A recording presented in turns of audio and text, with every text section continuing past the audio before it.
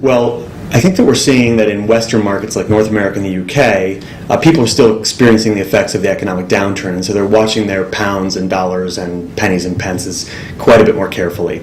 In China, the situation is very different. People are quite a bit more optimistic about their financial situation and about the future. They're willing to spend, but they still want to be treated like a valued customer.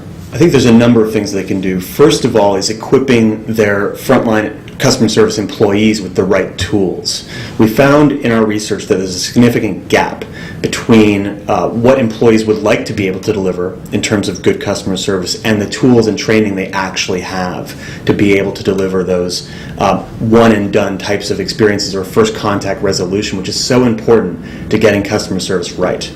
I think the other thing that they need to look at is getting the channel mix right. There are so many channels through which customers can now contact a company, whether it's a smartphone, web-based services, online chat, live voice support, etc. And I think they need to look very carefully across their demographic mix to decide where they should invest in channels, because increasingly customers can access information about you from just about anywhere. I think that Chinese companies are doing reasonably well in some specific industry verticals better than others.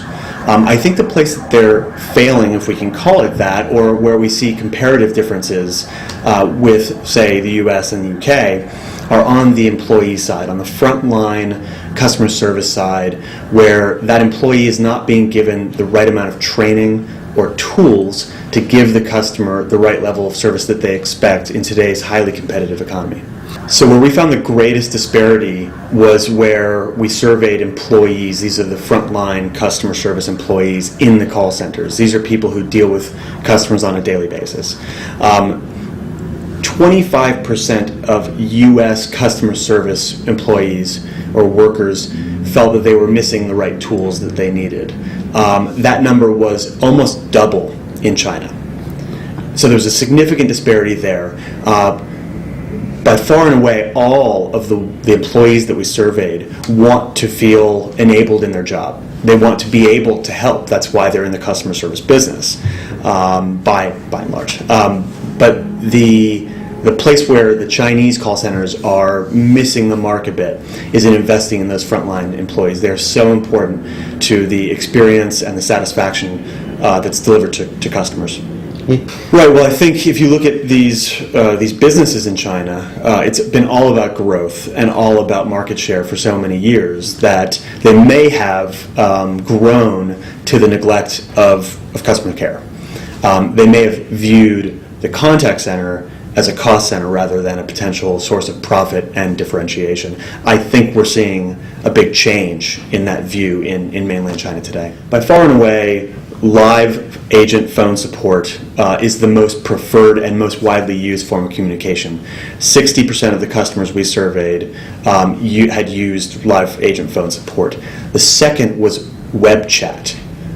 Interestingly, 32% of Chinese consumers that we surveyed had used some form of live web chat in dealing with a customer service agent. The third, interestingly, was texting.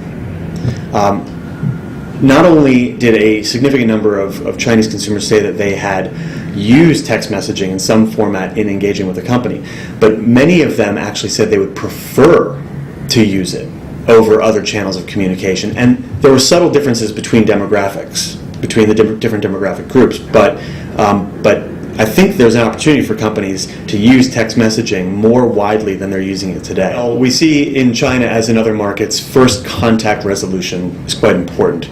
But even more important, perhaps, to the long-term financial performance of a company when it comes to customer retention strategies is what I call ultimate resolution. So we find that a lot of customers in China are reporting their bad experiences, either through the web, through message boards on the internet, or through emails, etc. What we're finding is that a lot of those customers are not being listened to, and what that leads to is dissatisfaction and churn.